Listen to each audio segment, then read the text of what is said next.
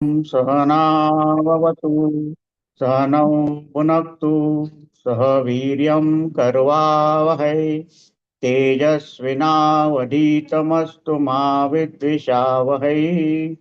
ओम शांति शांति शांति। हरि ओम। श्री राम जय जय राम। श्री राम जय जय राम। श्री राम जय जय राम। श्री राम जय राम जय जय राम। श्री राम जय जय राम। श्री राम जय राम जय जय राम। श्री राम जय जय राम। श्री राम जय राम जय जय राम। श्री राम जय जय राम। श्री राम जय राम जय जय राम। श्री राम जय जय राम। श्री राम जय राम जय जय राम। श्री राम जय जय राम। श्री राम जय राम जय जय राम। श्री राम जय जय राम। श्री राम जय राम जय जय राम। श्री राम जय जय राम। श्री राम जय राम जय जय राम। श्री राम जय जय राम। श्री राम जय राम जय जय राम। श्री राम जय जय राम। श्री राम जय राम जय जय राम। श्री राम जय जय राम। श्री राम जय राम जय जय राम। श्री राम जय जय राम। श्री राम जय राम जय जय राम। श्री राम जय जय राम। श्री राम जय राम जय जय राम। श्री राम जय जय राम। श्री राम जय राम जय जय राम। श्री राम जय जय राम। श्री राम जय राम जय जय राम। श्री राम जय जय राम। श्री राम जय राम जय जय राम। श्री राम जय जय राम। श्री राम जय राम जय जय राम। श्री राम जय जय राम। श्री राम जय राम जय जय राम। श्री राम जय जय राम। श्री राम जय राम जय जय राम। श्री राम जय जय राम। श्री राम जय राम जय जय राम। श्री राम जय जय राम। श्री राम जय राम जय जय राम। श्री राम जय जय राम। श्री राम जय राम जय जय राम। श्री राम जय जय राम। श्री राम जय राम जय जय राम। श्री राम जय जय राम। श्री राम जय राम जय जय राम। श्री राम जय जय राम। श्री राम जय राम जय जय राम। श्री राम जय जय राम। श्री राम जय राम जय जय राम। श्री राम जय जय राम। श्री राम जय राम जय जय राम। श्री राम जय जय राम।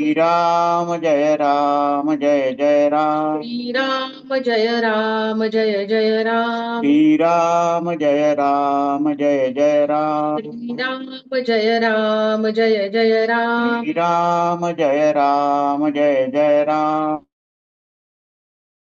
श्री राम जय जय राम। श्री राम जय राम जय जय राम। श्री राम जय जय राम। श्री राम जय राम जय जय राम। श्री राम जय जय राम। श्री राम जय राम जय जय राम। श्री राम जय जय राम। श्री राम जय राम जय जय राम। श्री राम जय जय राम। श्री राम जय राम जय जय राम। श्री राम जय जय राम। श्री राम जय राम जय जय राम। श्री राम जय जय राम। श्री राम जय राम जय जय राम। श्री राम जय जय राम। श्री राम जय राम जय जय राम। श्री राम जय जय Ram. Shri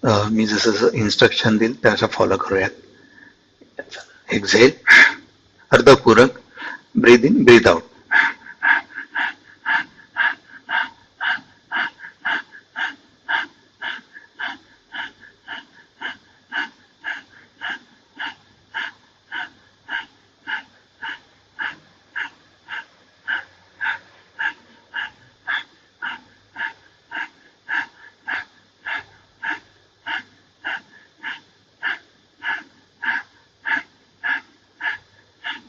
Stop, exhale, hold breath, बाह्य कुंभक, hold 1, 2, 3, 4, 5, 6, 7, 8, 9, 10. Deep breathe in, पूरक. Hold breath, अंतकुंभक, hold 1, 2, 3. रेचक, slow breathe out.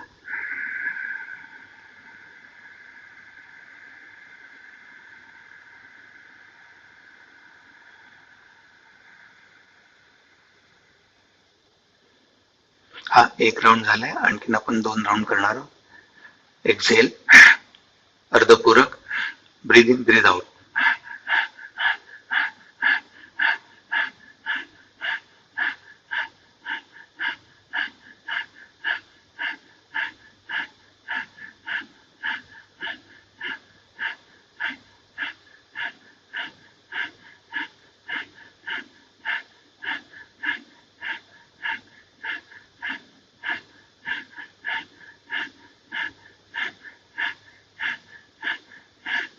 Stop, exhale,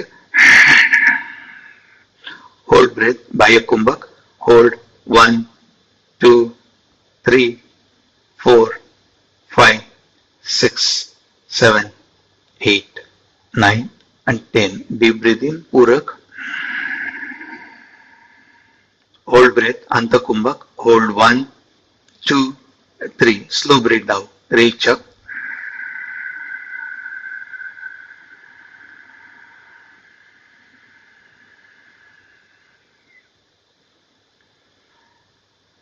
शेवटचा round करणार आहोत.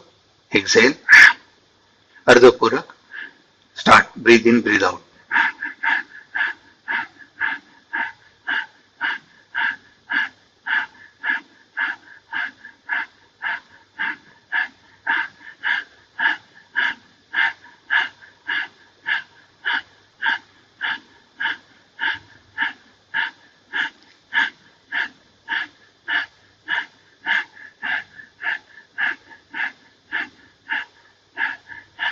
Stop, exhale, hold breath, बाह्य कुंभक, hold 1, 2, 3, 4, 5, 6, 7, 8, 9, 10. Deep breathe in, पूरक.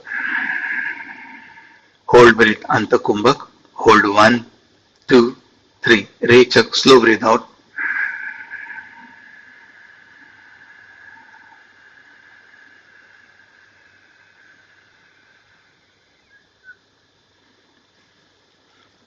आता आपण प्राणायामचा अभ्यास झालेला आहे आपला. आपण आता ओंकार साधनेचा अभ्यास करतोय.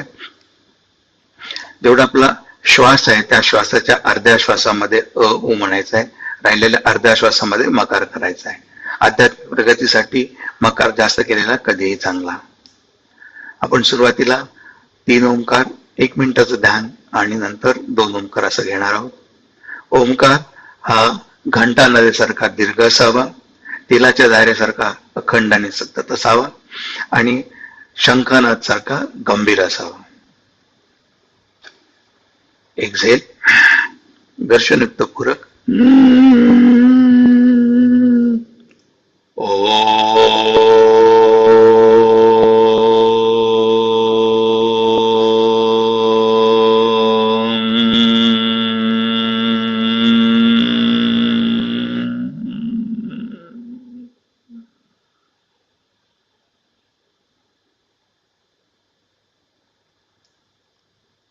पूरक.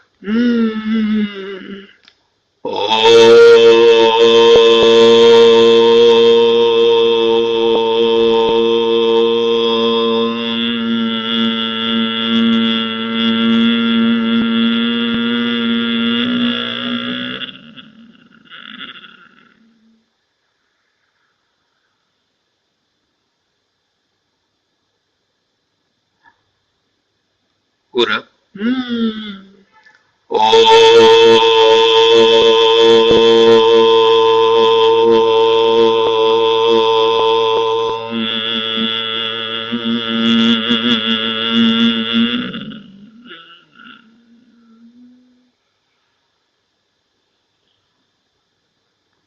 शांत शांत शांत. आपण जो आता ओंकारचा नाद केलेला आहे, ओंकारचा जो ध्वनी केलेला आहे, तो मनातल्या मनात आठवून साठवण्याचा प्रयत्न करा. छातीच्या मध्यामध्ये अनाहत चक्र आहे, तिकडं अंगुष्ठ मात्र ज्योती बघण्याचा प्रयत्न करा. Try to visualise some size bright flame in chest area where Anahata chakra is situated. तिथं जर दिसत नसेल तर भ्रू मध्यामध्ये 2 भोवयाच्या मध्ये आज्ञा चक्र आहे, तिथं अंगुष्ठ मात्र ज्योती बघण्याचा प्रयत्न करा. Try to visualize some size bright flame in between eyebrows where आज्ञा चक्र is situated. बाहेरच्या वातावरणाला पूर्णपणे विसरून जा. जी ज्योती आपण बघण्याचा प्रयत्न करत आहोत ती आत्मस्वरूप आहे. आत्मस्वरूपाशी एकरूप होण्याचा प्रयत्न करूयात.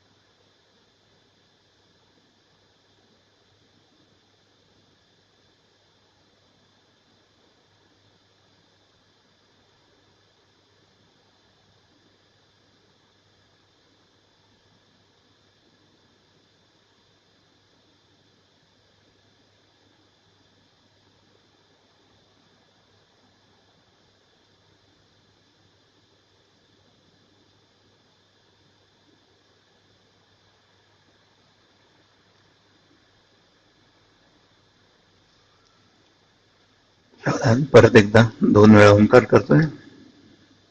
उरक ओ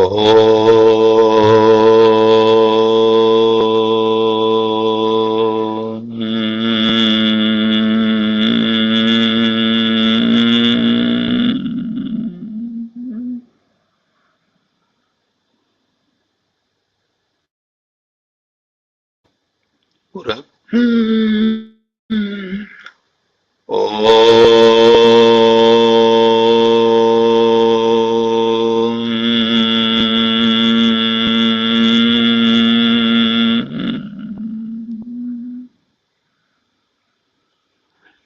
दर्शन. जी ऊर्जा आपण ओंकार साधना आणि प्राणायामाच्या अभ्यासातून मिळाली त्या ऊर्जेचं संचलन पूर्ण शरीरभर करूया. चेहरा साफ करूया.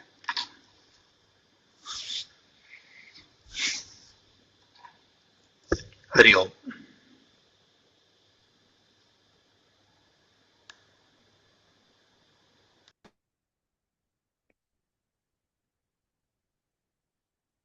रामाय रामभद्राय रामचंद्राय वेदसे रघुनाथाय नाथाय सीताय पतये नमः. परमपूज्य डॉक्टर काकांना स्मरणपूर्वक वंदन करतो. डॉक्टर साहेबांना आणि आपल्या सर्वांना वंदन करतो. आणि मनाच्या श्लोकातले 14, 15 आणि 16 हे 3 मृत्यूवरचे जे श्लोक आहेत त्याचं विवेचन आपलं सुरू आहे. त्याबद्दल काही मी विचार मांडतो. सुरुवातीला आपण तिन्ही श्लोक हे एकत्र सगळेजण मिळून म्हणूया. जय जय रघुवीर समर्थ. जीवा कर्मयोगे जनी जन्म झाला, परिसेवटी काळमुखी निवाला. महाथोरते मृत्युपंथेची गेले, किती एकते जन्मले आणि मेले.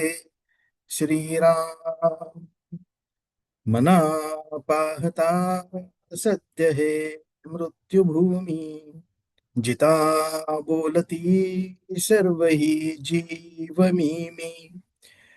चिरंजीव हे सर्व ही मानिताती, अकस्मात सांडून या सर्व जाती.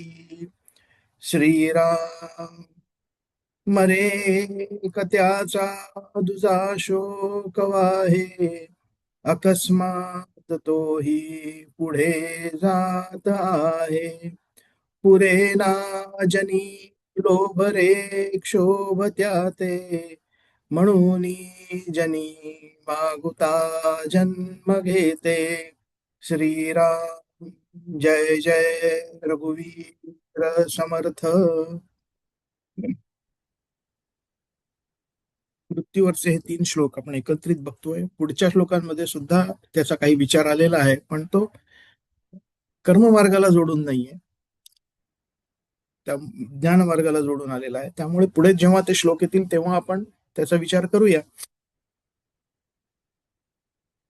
आपली भारतीय परंपरा ही जन्ममरणाच्या चक्राचा सिद्धांत मांडत असते आणि इतर धर्माप्रमाणे मृत्यू झाल्यानंतर मनुष्याचा देह हा त्या थडग्यात राहतो आणि केव्हा तरी कयामत का दिन येतो किंवा डूम्सडे असं ख्रिश्चन धर्माचं तत्वज्ञान सांगतं.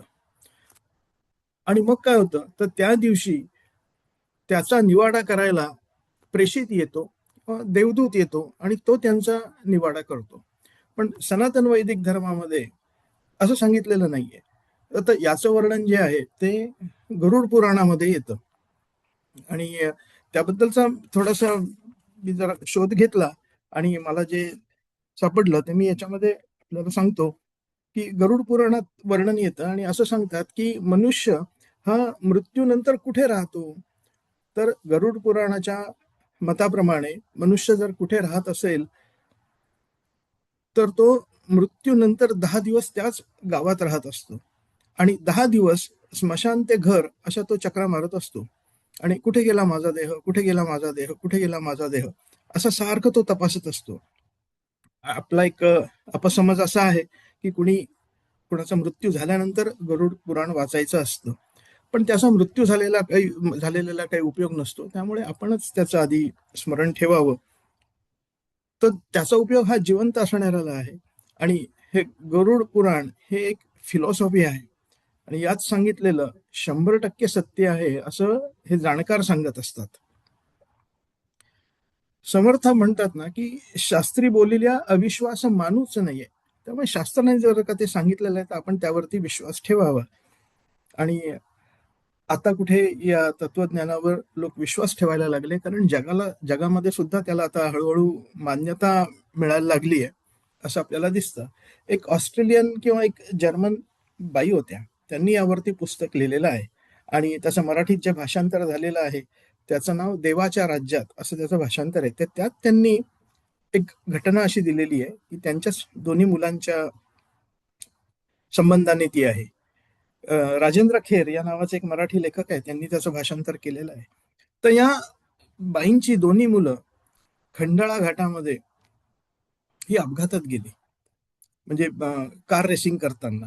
आणि दोघंही कार रेसर होते चांगले आणि ते खंडाळा घाटामध्ये त्यांना मृत्यू आला. आणि त्या मृत्यूनंतर त्या पुस्तकामधलं जे वर्णन आहे ते मी सांगतो की त्या मृत्यूनंतर ती दोघं रात्रीच्या रात्री आपल्या आईकडे ऑस्ट्रेलियाला गेली आणि त्यांनी जे जे सांगितलं ते त्या आईने ते बरोबर लिहून घेतलं आणि तिनं असा निष्कर्ष मांडलाय की Hindu philosophy is the real philosophy.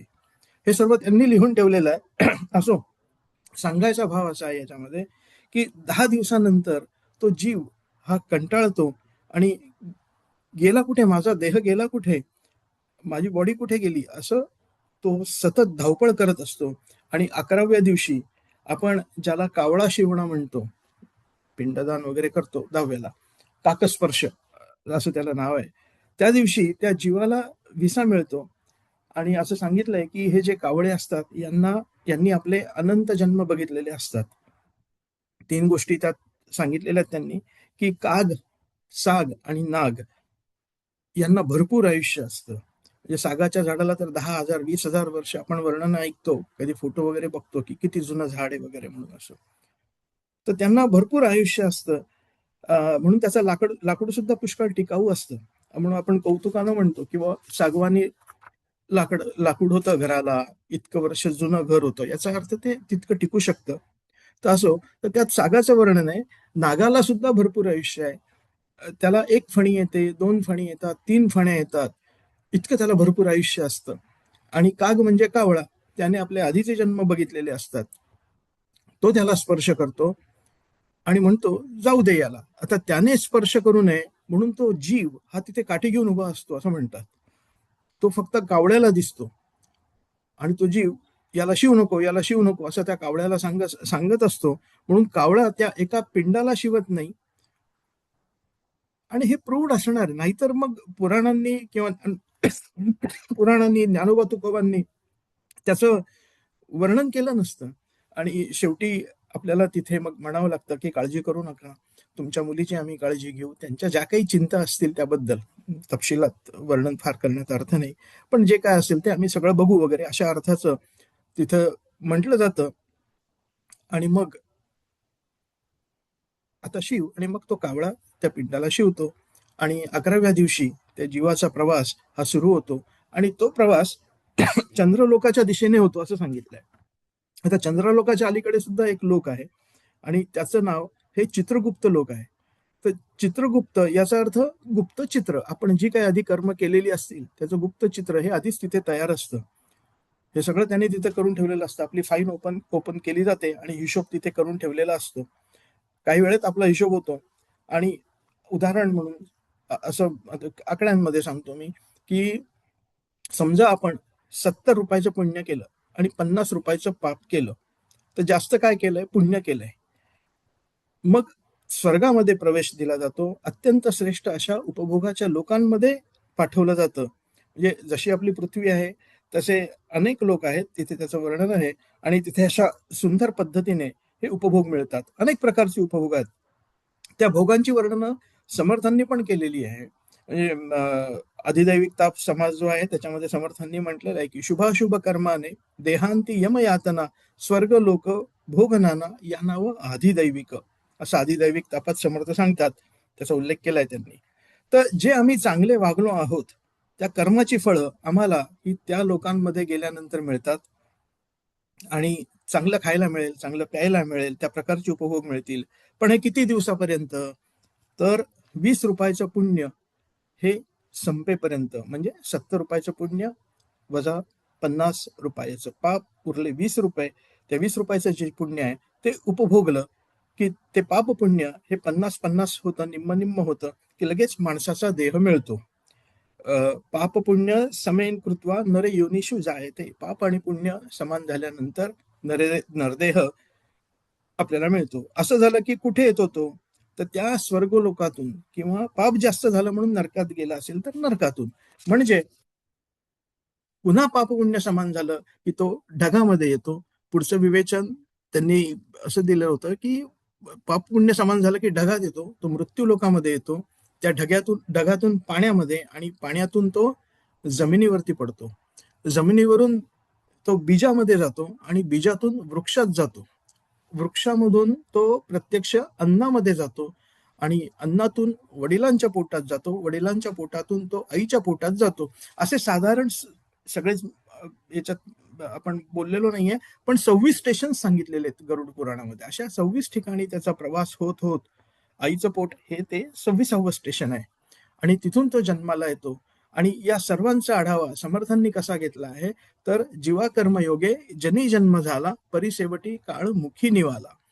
म्हणजे जेवढं प्रारब्ध कर्म घेऊन तो आला आहे, म्हणजे प्रत्यक्ष कर्माला, त्या कर्माला प्रत्यक्ष तोंड फुटलं, त्या कर्माला हे प्रारब्ध कर्म असं नाव दिलेलं नाही. त्याची व्याख्या करताना प्रकर्षण आरब्धम इति प्रारब्धम अशी दिलेली आहे. असा तो प्रारब्ध कर्माचा अर्थ आहे. तो तिथं घेऊन आला की मग काही वर्ष तो राहिला इथे. मग त्याचं आयुष्य जसं असेल तसं 50 वर्ष, 70 वर्ष, 80 वर्ष, 90 वर्ष. पण जेव्हा केव्हा तो जायचा तेव्हा तो जायचाच. फार तपशिलात नको जायला, कारण याचा आपण नियमित पुराणाचा असा अभ्यास काही संबंधांनी केलाय किंवा कुठे काही उल्लेख आला तर त्या दृष्टीने केलेला आहे. पण हा विषय अतिशय असा आपल्या अभ्यासाच्या दृष्टीने क्लिष्ट आहे, त्यामुळे तपशिलात नको जायला. काही अपमृत्यू सुद्धा झालेले असतात, पण ते इतरांमुळे मृत्यू होतात. त्याला परेच्छा प्रारब्ध असं म्हटलं जातं.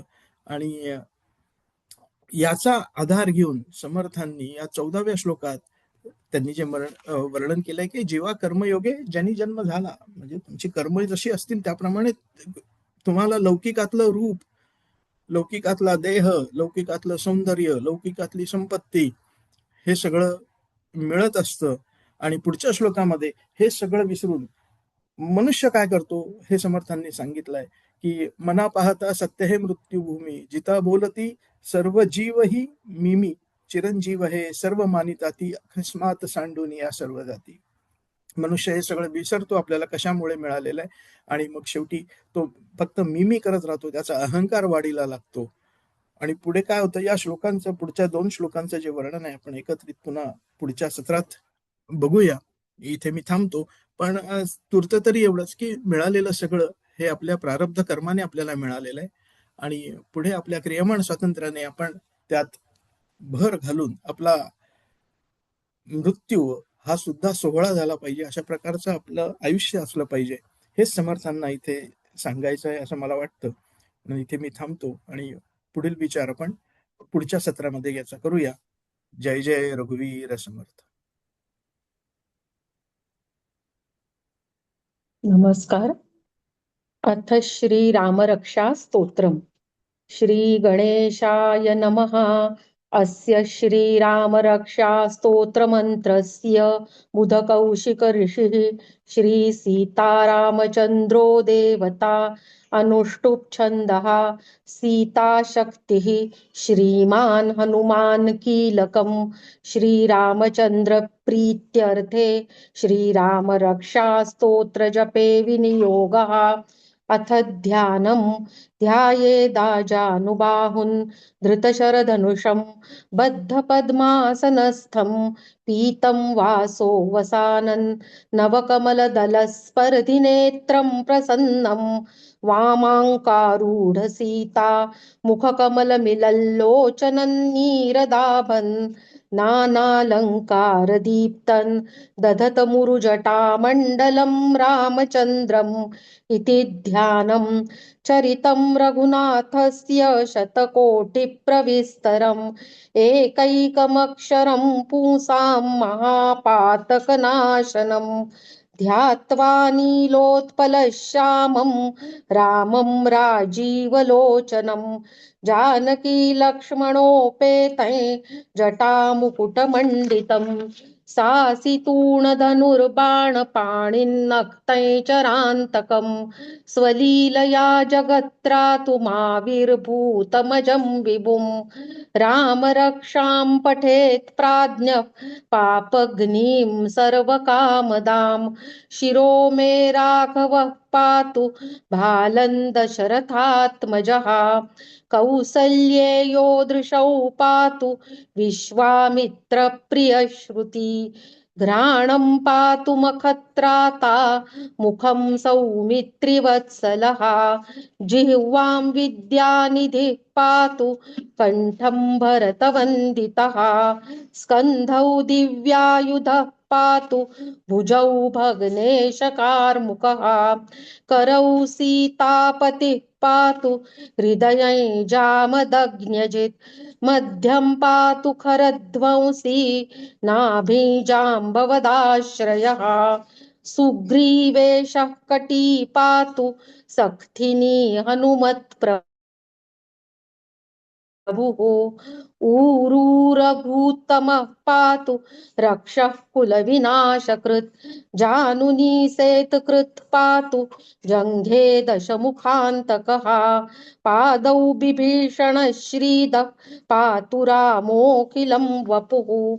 एतां रामबलोपेतां रक्षां यः सुकृती पठेत् सचिरायुः सुखी पुत्री विजयी विनयी भवेत्. पातालभूतलौ व्योम चारिणश्छद्मचारिणः न द्रष्टुमपि शक्तास्ते रक्षितं रामनामभिः रामेति रामभद्रेति रामचन्द्रेति वा स्मरन् नरो न लिप्यते पापैर्भुक्तिं मुक्तिं च विन्दति जगज्जैत्रैकमन्त्रेण रामनाम्नाभिरक्षितं यः कण्ठे धारयेत्तस्य करस्थाः सर्वसिद्धयः वज्रपैञ्जरनामेदं यो रामकवचं स्मरेत् अव्याहताज्ञः सर्वत्र लभते जयमङ्गलम् आदिष्टवान्यथा स्वप्ने राम रक्षामि मां हरः तथा लिखितवान् प्रातः प्रबुद्धो बुधकौशिकः आरामः कल्पवृक्षाणां विरामः सकलापदाम् अभिरामस्त्रिलोकानां रामः श्रीमान् स नः प्रभुः तरुणौ रूपसम्पन्नौ सुकुमारौ महाबलौ पुण्डरीकविशालाक्षौ चिरकृष्णाजिनाम्बरौ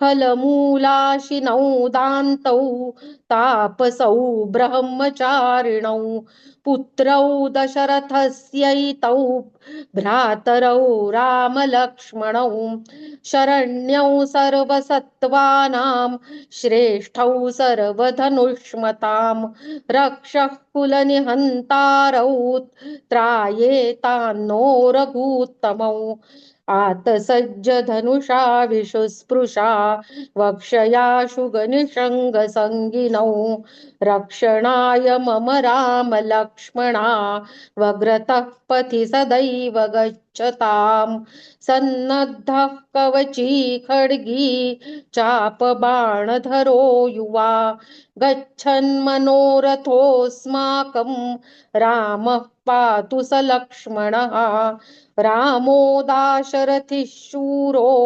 लक्ष्मणानुचरो बली काकुत्स्थः पुरुषः पूर्णः कौसल्येयो रघूत्तमः वेदान्तवेद्यो यज्ञेशः पुराणपुरुषोत्तमः जानकीवल्लभः श्रीमान् अप्रमेयपराक्रमः इत्येतानि जपेन्नित्यं मद्भक्तः श्रद्धयान्वितः अश्वमेधाधिकं पुण्यं सम्प्राप्नोति न संशयः रामं दूर्वादलश्यामं पद्माक्षं पीतवाससं स्तुवन्ति नामभिर्दिव्यैर्न ते संसारिणो नराः रामं लक्ष्मणपूर्वजं रघुवरं सीतापतिं सुन्दरं काकुत्स्थं करुणार्णवं गुणनिधिं विप्रप्रियं धार्मिकं राजेन्द्रं सत्यसन्धं दशरथतनयं श्यामलं शान्तमूर्तिं वन्दे लोकाभिरामं रघुकुलतिलकं राघवं रावणारिं रामाय रामभद्राय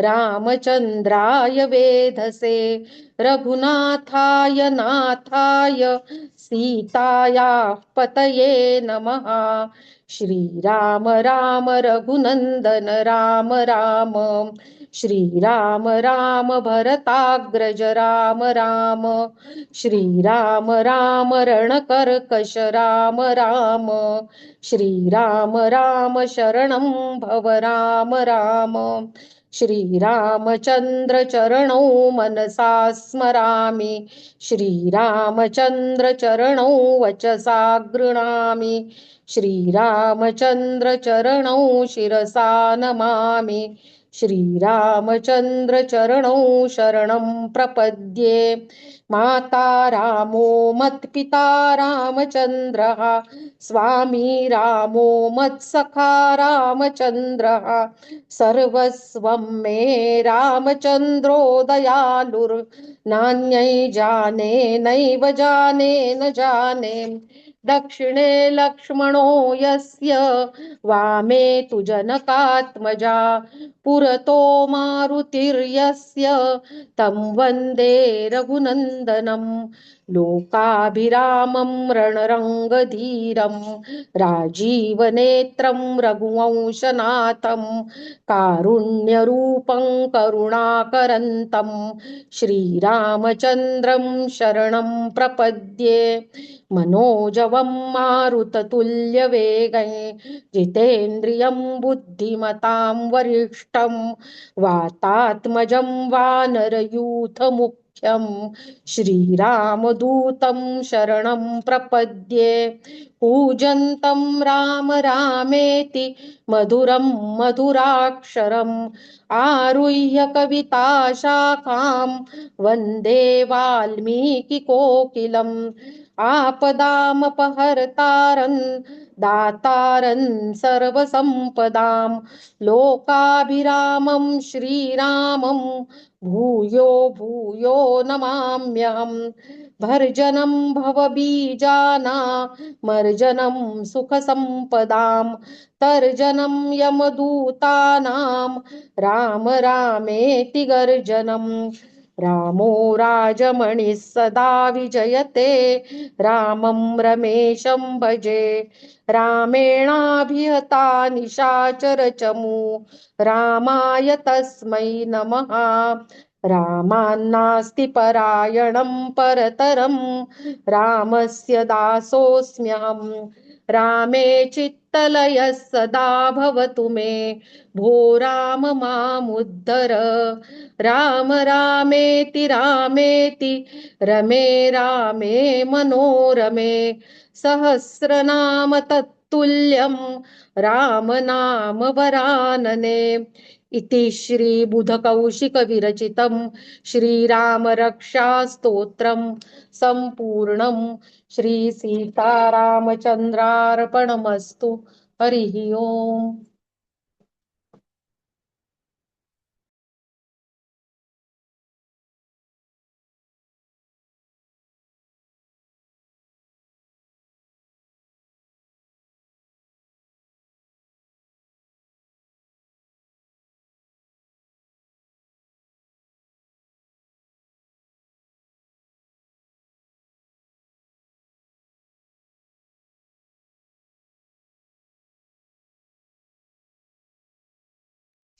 म्यूट आहे डॉक्टर साहेब तुमचा आवाज.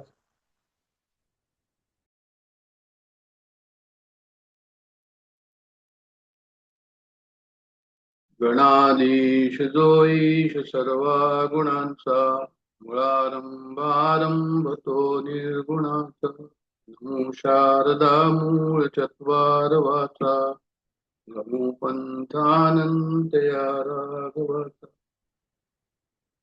गुरु ब्रह्मा गुरुर्विष्णू गुरुर्देवो महेश्वरा गुरु साक्षात परब्रह्म तस्मै श्री गुरुवे नमः. जय जय रघुवीर समर्थ. आपल्या सर्वांना नम्र अभिवादन. रामायणाचा आपला हा विचार चालला आहे.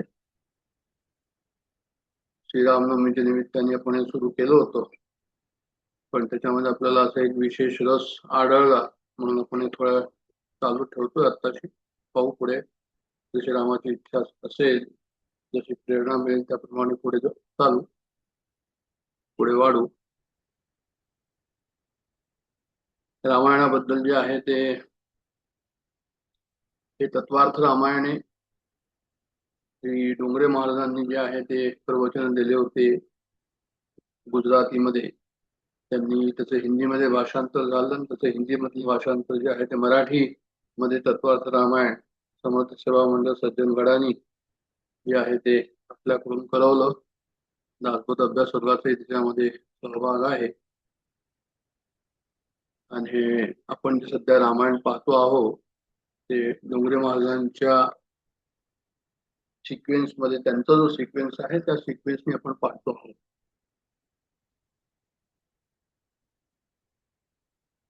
आपण मागे हे पाहिलं की या ठिकाणी जे आहे ते जसं मी पूर्वी बोलून चुकलो, परत त्याला रिपीट करण्यात आमचा जो सिक्वेन्स आहे डोंगरे महाराजांचा, तो सिक्वेन्स जो आहे तो अशा प्रकारे दिला आहे त्यांनी की मानवी जीवनाचं उद्दिष्ट काय आहे, सर्वदूर ईश्वर आहे, त्यानंतर श्रीरामाची सेवा म्हणजे काय, रामाची मातृपितृ भक्ती म्हणजे काय, आपण हे सर्व पाहिलंय. रामचंद्रांचं बंधू प्रेम, औदार्य, संयम, निरागसता, रामांचा त्याग, रामायण कथा, हे सर्व आपण जे आहे ते पाहिलेलं आहे या ठिकाणी. नंतर सीतेबद्दलही त्यांनी वर्णन केलेलं आहे की स्त्री धर्म काय असतो, सीतेचे काय काय गुणवर्णन जे आहे, पातिव्रत्य, मधुरवाणी, हे सर्व त्यांनी रामाचा आणि सीतेचा नित्य संयोग जो मुख्य महत्वाचा आपल्याकरता आहे. त्याच्यानंतर रामायण दर्शन त्यांनी जे आहे ते रामनामाबद्दल लिहिलंय. राम आणि श्रीकृष्ण यांचं विवेचन केलेलं आहे, कसा फरक होता दोघांमध्ये. रामायणाचा सत्संगाने काय होतं हे दिलंय. त्यांचं वाल्मिकीने रामायण केलं त्यांच्याबद्दलचे थोडे शब्द आहे. आणि मुक्तीचे 7 सोपान याच्यावर आता आज आपण जे आहे ते आलेलो आहो. मुक्तीचे 7 सोपानमध्ये सुद्धा बालकांड, अयोध्याकांड आणि अरण्यकांड, किष्किंधाकांड, सुंदरकांड, लंकाकांड, त्याच्यानंतर उत्तरकांड वगैरे जे आहे याचे 7 हे आहे कांड. त्याच्यामध्ये असं दाखवलेलं आहे की हे कांड नसून या आपल्या साधनेमध्ये एक एक चढत्या पायऱ्या आहे. हे आपण स्पष्ट पाहिलेलं आहे पहिले. उदाहरण जर द्यायचं गेलं तर बालकांड जे आहे ते काय आहे, तर म्हणे बालकांड जे आहे ते आपल्याला जे बालकांमध्ये निरागसता असते, त्या निरागसतेबद्दल वर्णन जे आहे ते बालकांची जी दृष्टी असते, जे बालकांचे डोळे निर्दोष असतात, मन कलुषित नसतं बालकांचं, डोळ्यातून दोष मनात येतात, पण तिथे तसं काही नसतं. त्यांची बुद्धी कशी असते, तर म्हणजे बुद्धी त्यांची कपट बुद्धी नसते, लबाड नसतात, खोटं बोलणं त्यांच्यात नसतं लहान मुलांना.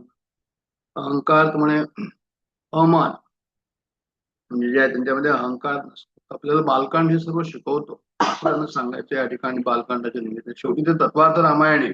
रामायणामध्ये तत्व काय घ्यायचं रामायणातून ते प्रत्येक फार ह्यानी म्हणजे काय म्हणतात त्याला कळकळीने सांगतात या ठिकाणी आपल्याला रामायणामधनं काय तत्व घ्यायचं आहे.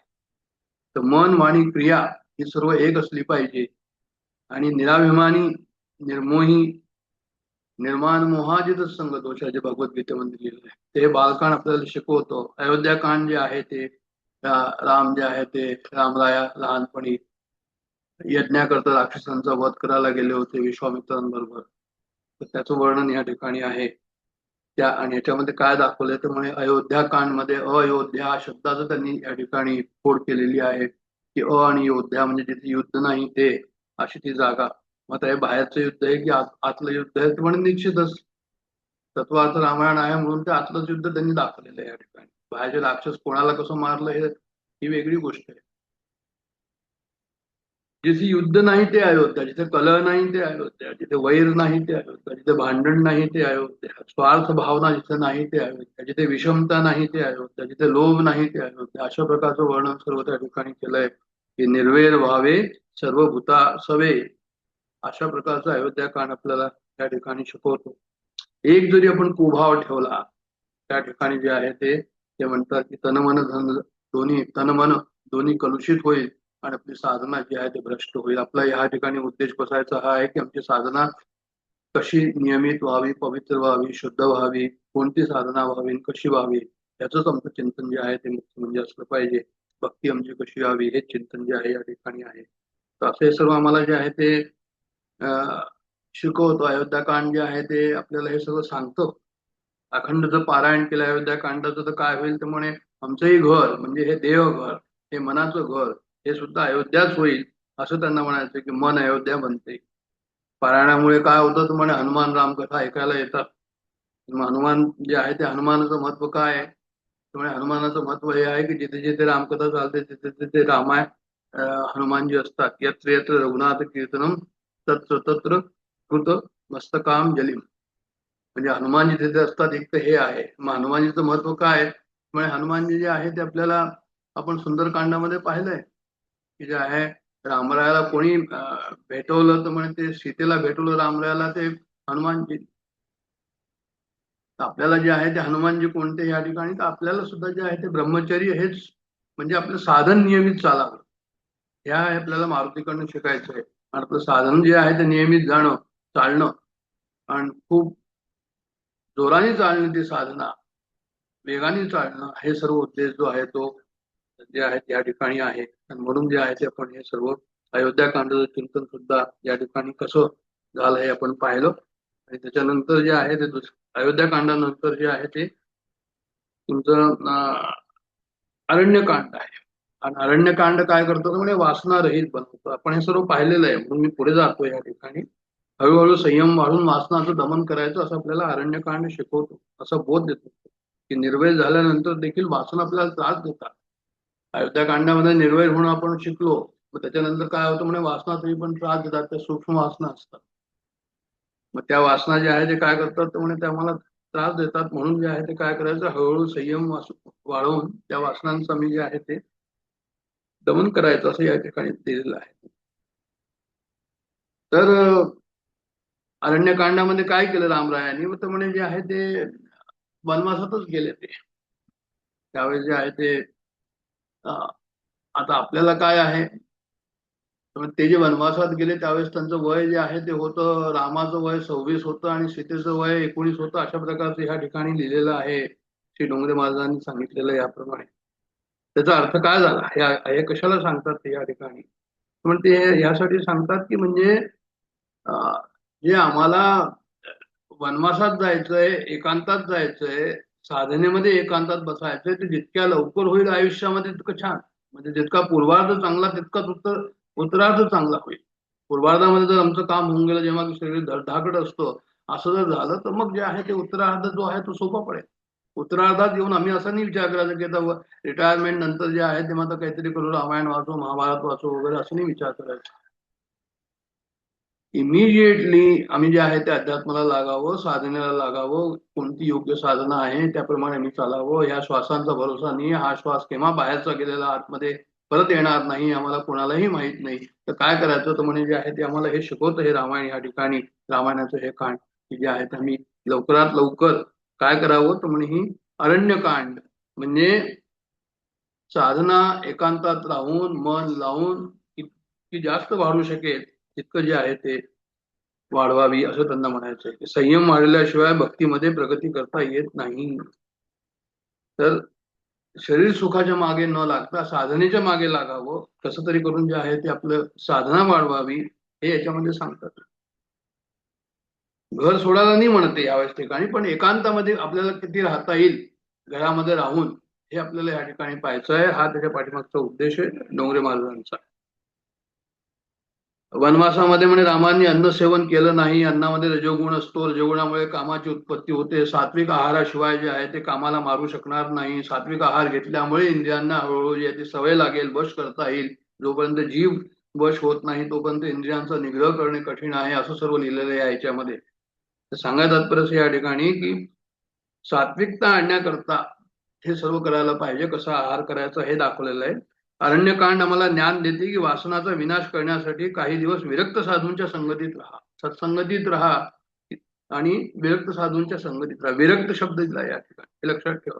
म्हणून साधं भोजन घ्या, एकांतात बसून भगवंताच्या कुठल्याही मंत्राचं अनुष्ठान करा, ध्यान करा, जप करा. आपल्या गुरुनी जसं आपल्याला पाठ दिला आहे तसं पाठ आपण जो आहे तो करत राहा, असं अरण्यकांड आम्हाला सांगतो. आणि त्याच्यानंतर जे आहे ते पुढचं येतं किष्किंधा कांड, ज्याच्यामध्ये काय आहे की म्हणजे सुग्रीव आणि रामाची जी आहे ती काय होते म्हणे ती एक दुसऱ्याची मैत्री होते. सुग्रीव म्हणजे कोण तर जीव आणि राम म्हणजे शिव ईश्वर. तर असं जीवशिवाची जी मैत्री होते ती मैत्री जी आहे ती कुणामुळे होते, हनुमंतामुळे होते. म्हणून हनुमंत जो आहे तो हनुमंताच्या साह्याने ती होते. म्हणून हनुमंताचं जे आहे ते आम्हाला या ठिकाणी हनुमंत कसा राहिला त्याप्रमाणे जे आहे साधनेमध्ये ते सर्व गुण हनुमंतासारखे आणायला हवे, तेव्हाच ती सुग्रीव आणि रामाशी जे आहे त्या ठिकाणी प्रेम होईल, हे त्यांना सांगायचं या ठिकाणी किष्किंधा कांडामध्ये.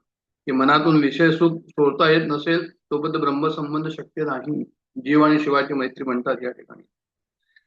आणि वासनेंची मैत्री सोडाल, कामाची मैत्री सोडाल, तेव्हाच रामाची मैत्री होईल. जहा राम तहा काम नाही, जहा काम नाही राम. मुखी राम ज्या काम बाधू शकेना, असं समर्थांनी म्हटलेलं आहे. आपण हे सर्व पाहिलंय आहे. आणि त्याच्यानंतर सुंदरकांडाचंही आम्ही पाहिलेलं आहे. सुंदरकांडामध्ये काय आहे म्हणे, सुंदरकांडामध्ये जेव्हा मारुती राय सीतेला मिळतात तर म्हणे सीता ही पराभक्ती आहे.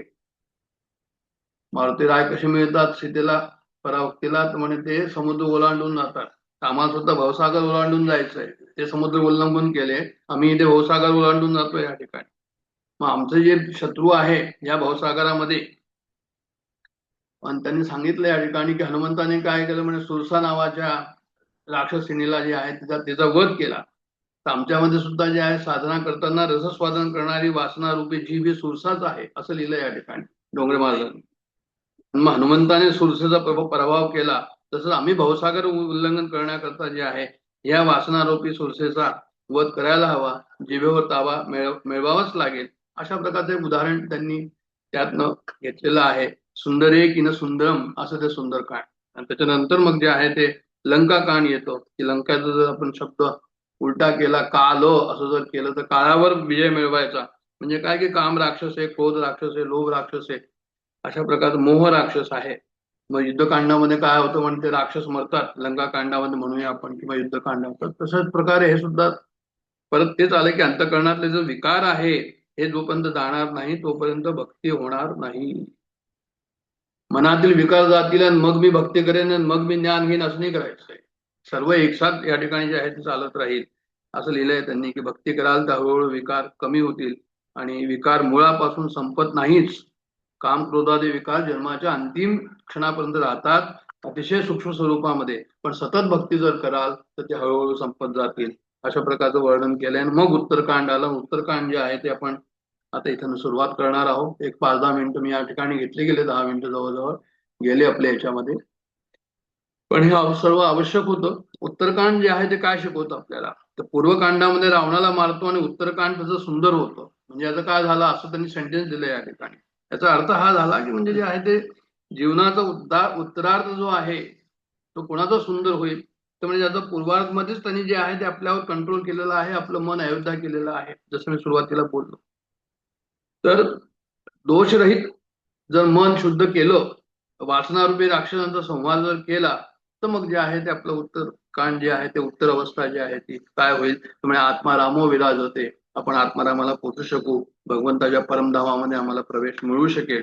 अशा प्रकारचं जे आहे ते उत्तरकांडाचं महात्म्य सांगितलं. उत्तरकांडामध्ये काय दिलंय मुख्य, काकभूषणी आणि गरुडाचं जे आहे ते त्यांनी कथा दिलेली आहे, संवाद दिलेला आहे, की जे आहे काकभूषणी ऋषी होते, त्यांनी जे आहे ते गरुडाला काही कथा सांगितल्या. भूषणीनी जे आहे ते लोमश मुनी सोबतचा एक प्रसंग या ठिकाणी सांगितला आहे. लोमश ऋषी कोण होते, अद्वैत तत्वज्ञानाचे ते महान ऋषी होते. आणि जेव्हा त्यांचा आपसामध्ये, आणि भुषुंडी ऋषी काय होते, काकभूषुंडी ऋषी, तर म्हणजे ते जे आहे ते सगुण स्वरूपाचे उपासक होते. म्हणजे सगुण स्वरूपाचे उपासक जे आहे, सगुण साकार रामाचे उपासक कोण, तर म्हणजे काकभूषण. आणि निगुण निर्विकार देवांचे उपासक कोण, तर म्हणजे ते जे आहे ते लोमश ऋषी. मग झालं काय, तर म्हणजे त्यांचा सगुण निर्गुण विषयावर वाद झाला. आता ह्या ठिकाणी खूप सुंदर डोंगरे महाराजांनी जे आहे ते सगुण निर्गुणाची जी आहे ती सांगड घालून दिलेली आहे. ही फार महत्वाची आहे, कारण आपल्याला नेहमीच जे आहे ते आम्हाला हे नेहमी वाटतं की आम्ही हे करावं की ते करावं. सगुणाची नि आधारे निर्गुण पाविजे निर्धारे, असं समर्थांनी सुद्धा स्वच्छ सांगून ठेवलेलं आहे. तर सगुणाची उपासना करता करता निर्गुणापर्यंत पोहोचायचं आहे, अशा प्रकारचा उद्देश या ठिकाणी पण दिलेला आहे. दुसरं असंही आहे की भक्ती आणि ज्ञान मोठं की भक्ती मोठं, हा सुद्धा प्रश्न यांनी या ठिकाणी सोडवलेला आहे. की म्हणजे जे आहे, कारण आपल्याला माहिती या ठिकाणी की वेगवेगळ्या संप्रदायामध्ये वेगवेगळे सुद्धा गट या ठिकाणी चालतात आणि त्यांच्यामध्ये वाद होतात. मग आपण जे आहे ते कन्फ्युजन करतो की भक्ती करावी की ज्ञान करावी, असं सुद्धा आपल्याला कदाचित येईल. त्याचं त्यांनी निराकरण या ठिकाणी दिलंय. तर झालं असं की सगुण निर्गुण विषयक वाद जेव्हा झाला, तेव्हा काय झालं, तर म्हणे त्या ठिकाणी लोमश ऋषी खूप नाराज झाले. कारण की काकभूषणी जे आहे ते दृढ प्रतिकारामुळे त्यांनी खूप जबरदस्त प्रतिकार केला की नाही, तुम्ही अद्वैत म्हणता तसं नाही, जे आहे ते सगुण साकारापासून सुरुवात केली पाहिजे, तेच मुख्य आहे. असो क्रोध की द्वैत बुद्धी बिनु द्वैत की बिनु अज्ञान. म्हणजे त्यांनी असं, त्यांना प्रश्न पडला असा की अद्वैताचा अंगीकार करणारे हे लोमश ऋषी, हे अद्वैतात ते एकाची सत्ता असते, मग यांना क्रोध कसा झाला, इथं दुसरा कोणी नाहीच आहे. दुसरा कोणी असेल, क्रोध यावा, द्वैतभाव असेल तर क्रोध यावा हे म्हणण्यात येतं. पण ज्ञानामध्ये काय होतं, म्हणजे द्वैतभाव राहू शकत नाही जो अद्वैत आहे. अज्ञानाशिवाय द्वैतभाव संभवत नाही. म्हणजे ज्ञानी माणसालाही एका क्षणात जर क्रोध येत असेल ज्ञानी माणसाला जर माया सतावत असेल अशा प्रकारे, तर मायावर झाला असून सुद्धा जीव म्हणतो सोहमस्मी. म्हणजे त्यांचं काय म्हणणं होतं या ठिकाणी, हे सुद्धा खूप महत्वाचं आहे साधनेमध्ये, की आम्ही असं म्हणतो की मी तोच आहे, मी परब्रह्म आहे. आपण म्हणतो ना तत्वमसी म्हणून, की मी तो परमात्मा आहे, अयमात्मा ब्रह्म म्हणतो आपण. तर म्हणजे मी ब्रह्मच आहे असं जे म्हणतो, सोहम अहम ब्रह्मास्मी, मी ब्रह्म आहे. मग ते म्हणतात की आज सोहम अस्मी तर म्हणतोय, पण हा केवळ शब्दाने बोलतोय काय? कारण की शब्दाने जर बोलत असेल हा, तेव्हाच हा मायावश झालेला आहे आणि तेव्हा त्याला क्रोध आलेला आहे. म्हणजे सोहम अस्मीचा हा जो म्हणतो आहे, केवळ शब्दाने बोलून भगवंताच्या बरोबरीचा होऊ शकत नाही. सतत भक्ती केली भगवंताची, भगवंताच्या चरणी जे आहे ते पूर्ण आपलं मस्तक दिलं त्यांनी त्या ठिकाणी, तरच त्याचा माया प्रपंचामधनं बचाव होऊ शकतो. आणि तेव्हाच मग भक्ती पुढे काय आहे, की मायाचा प्रपंच जो आहे तो कमी होईल आणि मग ज्ञानाला त्यावेळेस ज्ञान त्या ठिकाणी उत्पन्न होईल, की भक्तीच्या त्या ठिकाणी जोड लागल्यानंतर जे आहे ते त्याचं सोहम अस्मी मधनं अहम ब्रह्मास्मी आणि मग सर्वम खलदून ब्रह्मास्मी अशा प्रकारचं जे आहे ते, म्हणजे पहिले जे आहे ते मी ब्रह्म आहे, त्याच्यानंतर सर्वच ब्रह्म आहे असा बोध त्या ठिकाणी येईल. जेव्हा सर्व ब्रह्म आहे तर क्रोध कुठून येणार, काम कुठून होणार, कारण त्या ठिकाणी दोन राहिले नाही. तर मग गरुडाने विचारलं की ज्ञान श्रेष्ठ की भक्ती श्रेष्ठ. त्यावेळेस भुषुंडींनी असं उत्तर दिलंय की भगती ही ज्ञान ही नाही कुछ भेदा, उभय हरही भव संभव खेदा. हे फार महत्वाचं आहे की ज्ञान आणि भक्तीमध्ये काहीही भेद नाही, दोघेही जन्म मरण्याच्या फेऱ्यातून सुटका करतात. तत्वज्ञानाने जर पाहिलं तर ज्ञान आणि भक्तीमध्ये काही अंतर नाही. भक्तीद्वारे ज्ञान प्राप्त होते आणि भक्ती पाठोपाठ ज्ञान येते. तुम्ही कशाही प्रकारे समजा, भक्ती जनित्री ज्ञानस्य, भक्ती ज्ञान उत्पन्न करते. भक्तीर मोक्ष पदायनी, भक्ती तुम्हाला ज्ञानाच्या साह्याने मोक्ष देते. आणि भक्तिहीनेन, जर भक्ती नसेल, प्रेम नसेल, सगुणाचा आधार त्या ठिकाणी नसेल, असं त्यांना म्हणायचंय. यत्किंचित कृतम सर्वम तत्समम. म्हणजे त्यांचं म्हणायचं असं आहे की ह्या ठिकाणी की तुम्हाला भक्ती अत्यंत आवश्यक आहे. भक्ती आणि ज्ञान हातात हात घालून जातात, वेगवेगळे जात नाही. आपण खूप भक्ती करावी, खूप प्रेम करावं भगवंतावर, जो आपला आराध्य दैवत असेल त्या ठिकाणी, आणि त्याचं परत स्मरण करून, जसं आपण आता हनुमान जयंतीला पाहिलं, हनुमंताचं स्मरण करून रामापर्यंत पोहोचायचो. किंवा हनुमंताला जर गेलो आपण असं म्हटलं की नमस्कार केला हनुमंताला आणि त्याला तिथे जय सियाराम म्हटलं तर ते हनुमंताला आवडतो. तर तशाच प्रकारचं हे आहे की हनुमंताचं साधना करायची रामापर्यंत पोहोचण्याकरता, असं मला म्हणायचंय. तर भक्तीची उत्तरावस्था ही ज्ञान आहे, असं डोंगरे महाराज या ठिकाणी म्हणतात. अपरोक्ष ज्ञानाची पूर्वावस्था काय, भक्ती. भक्तीची उत्तरावस्था काय म्हणजे ज्ञान, असं त्यांनी या ठिकाणी प्रतिपादित केलंय. की भक्तीमध्ये काय होतं, मी भगवंताचा दास आहे. भक्तीमध्ये असं होतं की दासोहम. माझं दासोहम पासून तुम्ही सुरुवात केला की मी मारुती म्हणतो की मी रामाचा दास, देहबुद्ध्या मी दासोहम असं म्हणतात मारुतीराय, की देहाच्या यांनी मी दास आहे तुमचा, असं म्हणतात. मग नंतर येतं सोहम. तर दासोहम पासून सोहम पर्यंतचा जो प्रवास आहे तो कशा प्रकारचा आहे, तर म्हणजे ते साधकाला जे आहे ते भगवंत पहिले माझा आहे अशा प्रकारचे त्या ठिकाणी त्यांना हे असतं. भगवंत काय तर म्हणजे भगवंत माझा आहे असं. म्हणजे भगवंत माझा आहे, प्रथम मी भगवंताचा, आणि मग भक्ती वाढल्यावर भगवंत माझे, असं म्हटलंय यांनी या ठिकाणी. ज्ञानी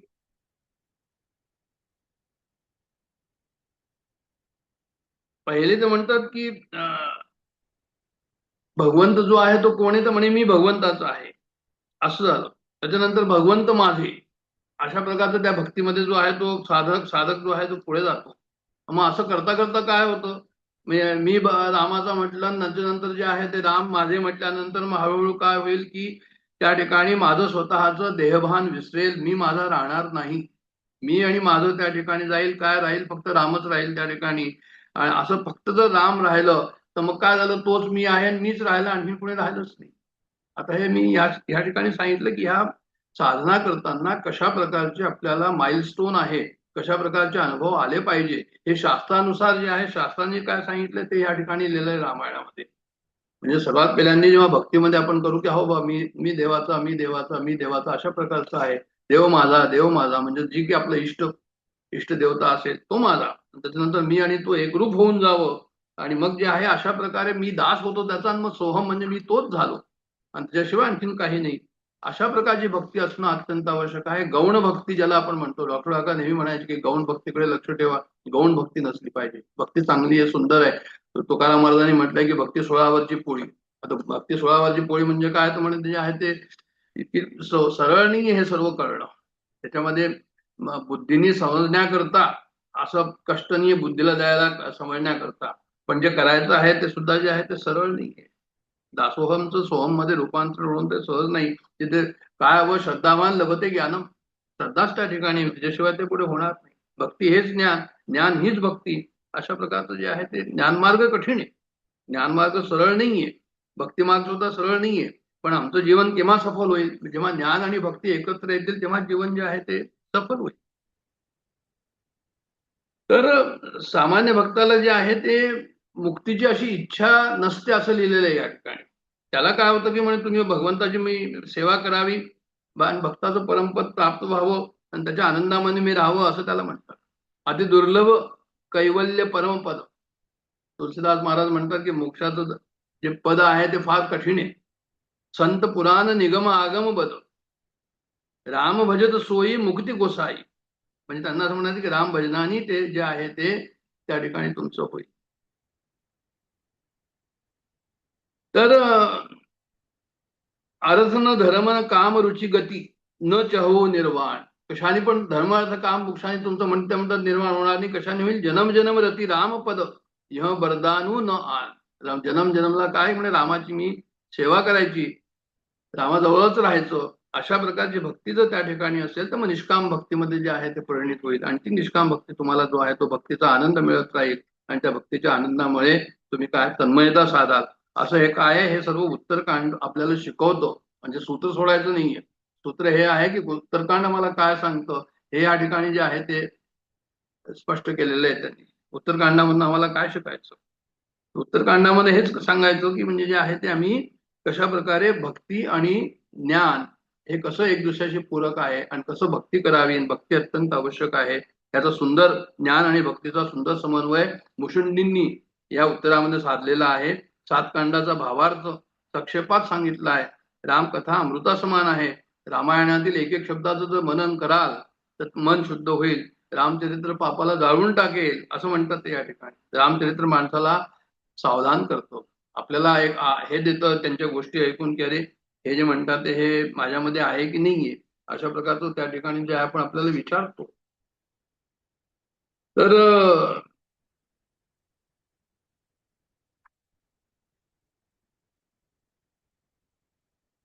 पुढे पाहू आपण.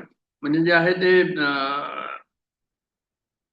मनुष्य जीवनामध्ये धनाची आवश्यकता आहे असं त्यांनी पुढे लिहिलंय की भौतिक धर्म जो आहे तो भौतिक सुख देईल. म्हणजे काय सांगितलं याच्यामध्ये की धर्मानी जे आहे ते तुम्ही राहा. धर्म आणि अधर्म याच्याबद्दलचं विवेचन केलंय उत्तरकांड ह्याच्यानंतर. हे तत्वार्थ रामायणाचं 136वं पान आहे या ठिकाणी. आणि काय त्यांनी वर्णन केलंय की धर्मोही परमो लोके धर्मे सत्यम प्रतिष्ठितम. म्हणजे त्यांनी असं सांगितलंय की मी धर्माने तुम्ही राहा, धर्माने तुम्ही धन मिळवा, धर्माने तुम्ही धन मिळवलं तरच तुम्हाला मनशांती वगैरे मिळेल. धनच फक्त जे आहे ते सर्व काही आहे असं नाहीये. कोणत्याही मार्गाने धन मिळावं असंही जे आहे ते विचार करू नका. आता हे सर्वांना माहिती आहे, असं काही नाही की नवीन आहे त्याच्यामध्ये. आणि धन मिळवायला परिश्रम सुद्धा खूप लागतात, ते काही कमी नाहीये. पण मानसिक शांती तरी सुद्धा होत नाही. तर खरा धन लाभ काय आहे, उत्तम धन लाभ कोणता, तर म्हणजे जे शेवटी आपल्या बरोबर जाईल, जे आपल्याला शांती समाधान सुखशांती समाधान घेऊन जाईल, तेच जे आहे ते खरं धन आहे. म्हणजे विद्यामित्र प्रवासेषु भार्या मित्र ग्रहेषु च व्याधित शोषद्यम मित्रम धर्मो मित्रम मृतस्य च. त्यांना असं म्हणायचं या ठिकाणी की प्रवासामध्ये विद्यामित्रम आणि भार्या मित्रम ग्रहेषु च, घरामध्ये भार्या असते आणि प्रवासामध्ये मित्र जे आहे जे म्हणजे जे विद्याधारी मित्र आहे ते जे आहे ते कसे असतात म्हणजे ते आपले मित्र असायला पाहिजे. संस्कार जे आहे ते मुलांना संस्कार टाकणं जे आहे ते अत्यंत आवश्यक आहे. संस्काराचे उत्तराधिकारी तुम्ही मुलांना बनवा धर्माच्या अनुसार असं त्यांना सांगायचं या ठिकाणी. की जे आहे ते पैसा मुख्य मानल्यामुळे काय झालंय म्हणजे सदाचार कमी झालाय आणि पैसा मुख्य झालाय. संस्कार गेले, सुख निघून गेलं. पैसा आला सुख नाही आलं. तर असं नको व्हायला त्या ठिकाणी. ते म्हणतात की जे आहे ते अत्यंत आवश्यक आहे की संयमानी आणि सदाचारींनी जे मिळेल पैसा, जो काही पैसा मिळेल, जो काही सुख मिळेल, ते जे आहे ते आपण त्याला पत्करावं. कारण की शांती शेवटी जे आहे त्याच्यामध्येच आहे, जेव्हा तुम्ही धर्माने चालाल तर पहिला धर्म काय आहे आणि धर्म अर्थ काम मोक्ष हे जे 4 दिलेले आहेत त्यांनी त्या ठिकाणी. म्हणजे अर्थ आणि काम हे धर्माच्या मर्यादेत आणि मोक्षाच्या मर्यादेत असले पाहिजे, त्यांना मध्ये ठेवलेलं आहे. धर्म अर्थ आणि काम ह्यांना मध्ये ठेवलंय. अलीकडे धर्म आहे, शेवटी मोक्ष आहे. तर ते म्हणतात ती चौकट घातलेली यामध्ये, त्या चौकटीमध्येच आम्ही राहावं, वेगळं असं राहू नये. म्हणून धन साध्य नाही तर काय, म्हणजे धन जे आहे ते साधन आहे.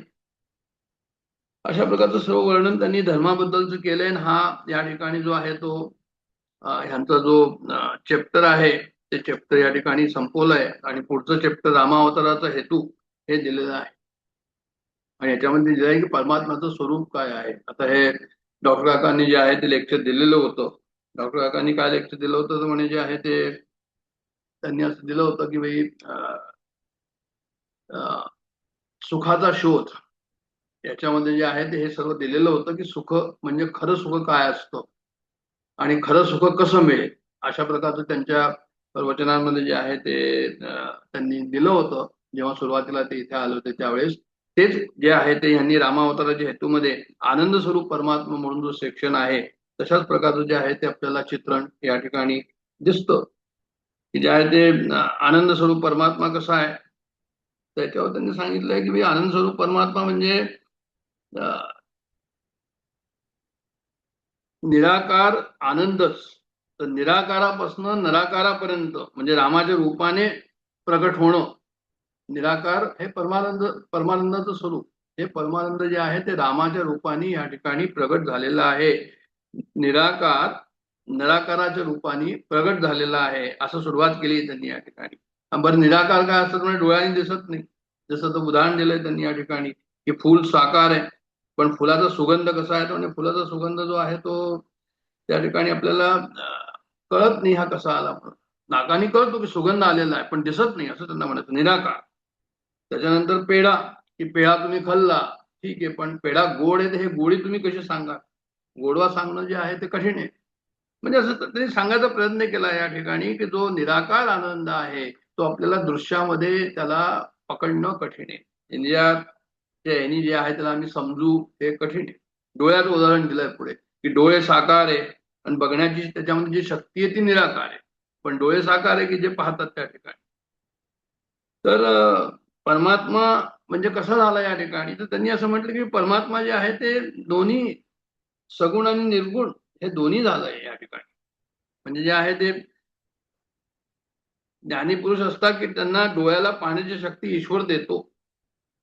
तर ही शक्ती जी आहे ते निराकार आहे आणि पाहणं जे आहे ते साकार आहे. म्हणून जे शक्ती आहे त्याला त्यांनी काय म्हटलंय दृष्ट आहे ते दृश्य नाहीये. त्याच्यानंतर जे आहे ते परमात्मा कसा आहे म्हणजे तो दृष्ट आहे. ज्या प्रकारे डोळ्यांनी भगवंताचं दर्शन होत नाही तर ते निराकार नाही असं नका म्हणू. चर्मचक्षुनी जे आहे तुम्हाला बाहेरचं वस्तू दिसेल पण दिव्य चक्षुनी जी आहे ज्ञानचक्षुनी काय आहे ईश्वर सक्षरूपात सर्वदूर व्याप्त आहे ते तुम्हाला कळेल. जेव्हा आपण असं म्हणतो की आनंद स्वरूप परमात्मा म्हणजे परमात्माच आनंद आहे आनंदच परमात्मा आहे त्या आनंदाला जे आहे ते समजण्याकरता म्हणून या ठिकाणी त्यांनी म्हटलंय की वेदांत असं सांगतं की ईश्वर अरूप आहे म्हणजे निर्गुण निराकार आहे. ईश्वर अनंत रूप आहे तो आकारहीन आहे तो अनेक आकारांचा आहे. कोणता एक आकार त्याला नाहीये. कोणताही आकार निश्चित म्हणता येत नाही. तर भक्तांच्या प्रेमाने ईश्वर आकार धारण करतो हे वेगळं. सूक्ष्मातून स्थूल रूप प्रगट होतं हे वेगळं. भक्तांचं प्रेम पाहून कदाचित तो निराकार जो आहे तो सगुणामध्ये येईल. तर तुळशीदास महाराज म्हणतात की सगुणही अगुणही नाही कुछ भेदा गावई मुनी पुराण बुध भेदा. की परमात्मा सगुण आणि निर्गुण दोन्ही आहे. सगुण आणि निर्गुण ब्रह्माचं वर्णन करताना ईश्वर सगुण आणि निराकार अशा उभय रूपात लीला करतात असं म्हटलंय. निर्गुणच सगुण बनतं. ते सूक्ष्म आहे ते स्थूल आहे तेच कोमल आहे तेच कठीण आहे. डोळ्यांनी दिसत नाही ते आम्हाला जो आहे त्याचा अनुभव येतो आणि म्हणून तो निराकारच राहतो. म्हणजे त्यांनी दिलंय तुलसीदास महाराजांनी की अगुण त्याला गुण नाहीये, अरूप त्याला रूप नाहीये, अलख जो आपल्याला लखत नाही, दिसत नाही, अज ज्याचा जन्म नाही, जोई भगत प्रेम बस सगुण सो होई. भगवंताचं प्रेम आम्हाला सगुणावरच होईल, निर्गुणावर होणार नाही. म्हणून तुम्ही सगुणाला असं नका म्हणू की हे भगवंत नाही. म्हणून ते म्हणतात की सगुणही अगुणही नाही कशो भेदा.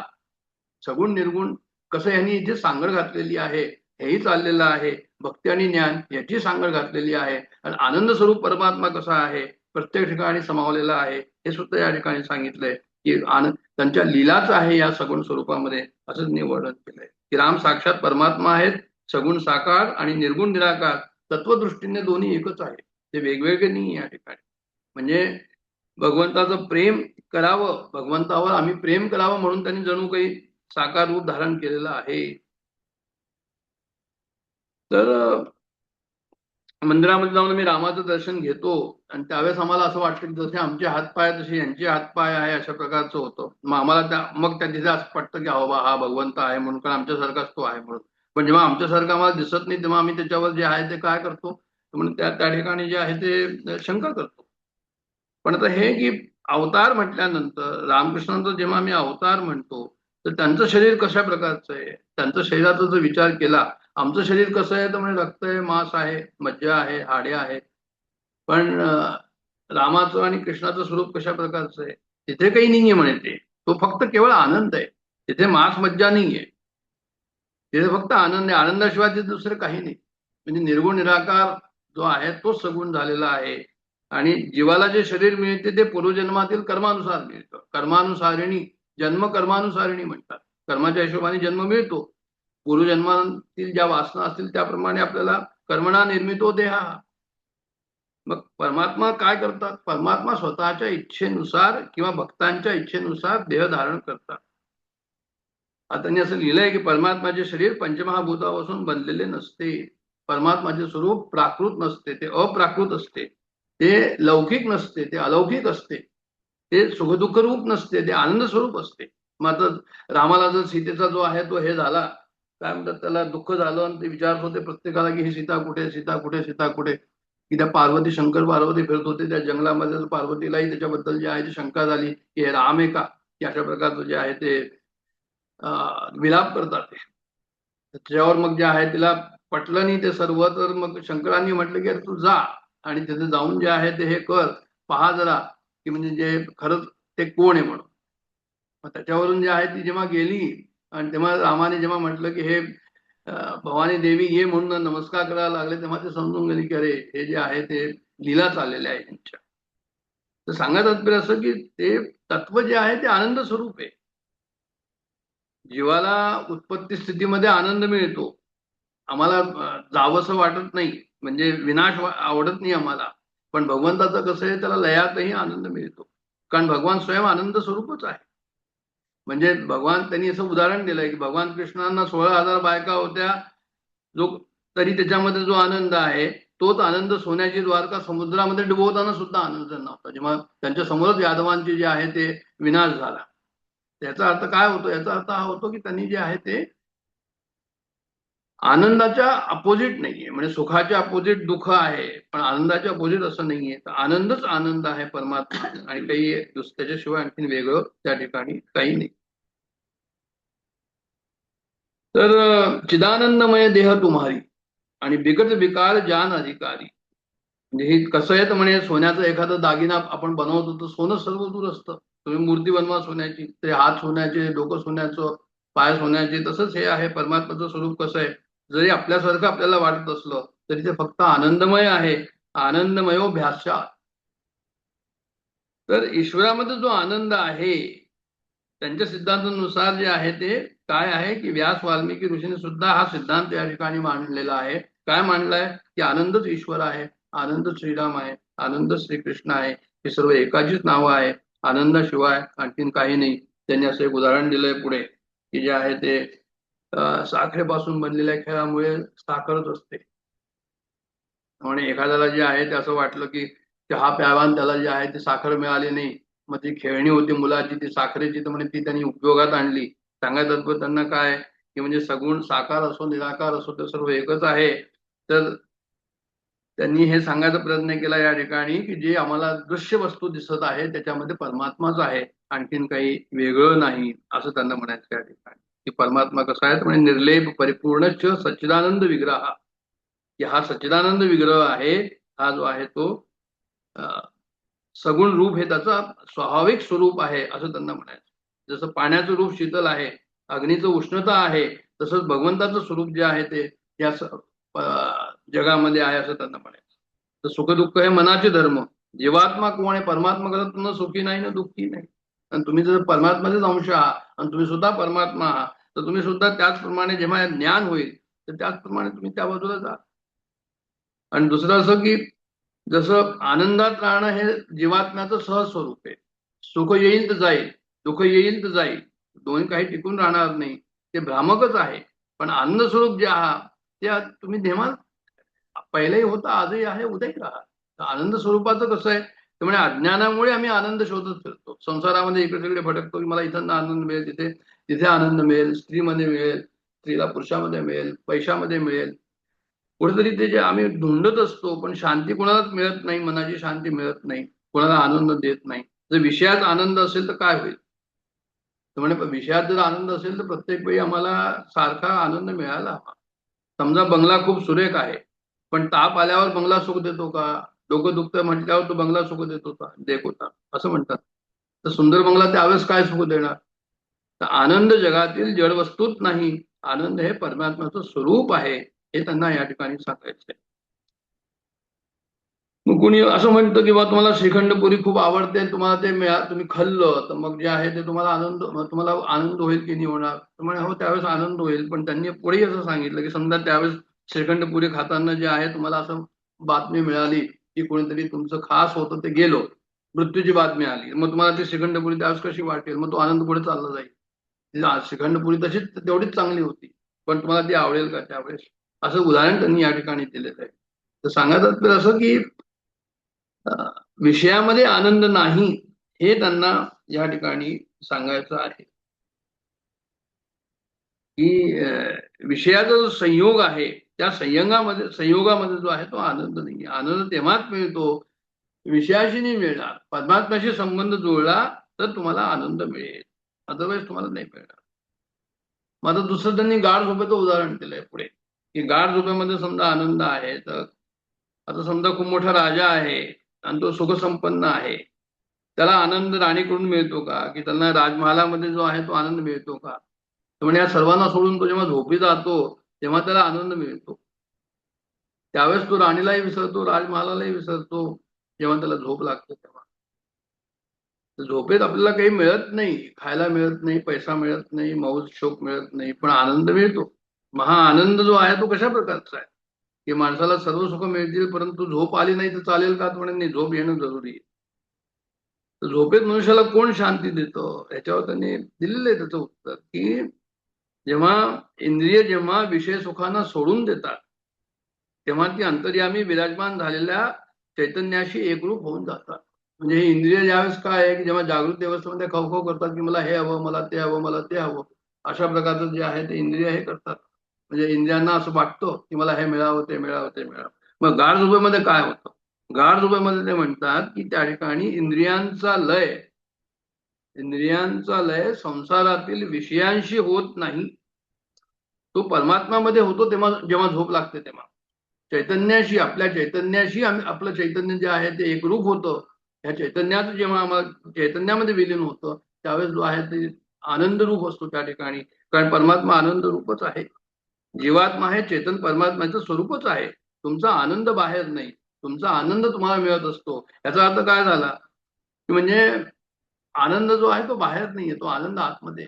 बाहेरचं काही पण मिळालं तरी जे आहे ते आम्हाला झोप हे घ्यावीशीच वाटेल. याचा अर्थ हा होतो की नाही, तो आनंद आतमध्ये आहे, तो आनंद आम्हाला हवाच हवा. असं जर कोणाला म्हटलं की तुम्ही झोपू नका म्हणून, त्यामुळे त्याला चालणार नाही, त्याला झोपावं तर लागेल, तो म्हणेल नाही मला झोप तर हवीच. तर सांगायचं तात्पर्य या ठिकाणी आहे की आनंद स्वरूप परमात्मा सर्वांमध्ये चैतन्य रूपाने निवास करतात आणि हा आनंद निरपेक्ष असतो आणि तो कायम टिकणारा असतो. जे सापेक्ष आहे ते टिकत नाही. म्हणजे जेव्हा जागृती अवस्थेमध्ये विषयाशी संबंध येतो त्यावेळेस जो आनंद होतो आम्हाला, जे सुखरूप सुख होतं त्या ठिकाणी, किंवा एखादं दुःखही होतं, ते बाहेर विषयाच्या संबंधामुळे होतं. पण गाढ झोपेमध्ये काय होतं की झोपेमध्ये जे आहे ते आमचं मन शांत असतं आणि चैतन्याशी आमचा विलास जो आहे, चैतन्य विलास त्या ठिकाणी चालत असतो, आणि म्हणून आपल्याला जी आहे ती आनंद स्वरूप अवस्था असते. तसंच जसं ते म्हणतात की दिव्यामध्ये तेल संपलं की दिवा जातो, तर तसंच ते म्हणतात की मन प्रपंचात असेल तोपर्यंत जळत राहील, परंतु मनातील प्रपंच निघून गेला तर काय होईल, तर म्हणे मन शांत होईल. तर तशाच प्रकारचं आहे संसार जे आहे. तुम्ही म्हणता की संसार सोडून तुम्ही कुठे जाल, हा एक त्यांनी दिलेला आहे. आता आम्ही म्हटलं की बा आम्ही हिमालयात जाऊन जाऊ, तर तिथे प्रपंच आहे, पंचमहाभूत तिथे आहेत, तुम्ही पंचमहाभूतांना कसं सोडा. त्यामुळे संसार कुठे कुठं न काढायचा आहे, संसाराला आपल्याला कुठे सोडायचं आहे. आपलं घर सोडायचंय, राष्ट्र सोडायचं आहे, कुठे जंगलात जाऊन राहायचंय, ते नाहीये म्हणे. संसार मनातून काढायचा प्रयत्न करा. संसार मनामध्ये आहे आमच्या. बाहेरचा संसार तुम्हाला त्रास देणार नाही. तुम्ही इथे बसलेला आहात, तुम्हाला खूप गरमी असेल तरी पण त्रास होत नाही, कारण तुम्ही एसी मध्ये बसला आहात. तुम्ही पहाडावर जाऊन राहा, स्वतःची जर व्यवस्था केली तर पहाडाचे जे कष्ट आहेत ते सुद्धा तुम्ही दूर करू शकाल. म्हणजे तुम्ही कुठेही जरी राहिला तरी बाहेरचा संसार तुम्हाला त्रास देणार नाही असं होऊ शकतं.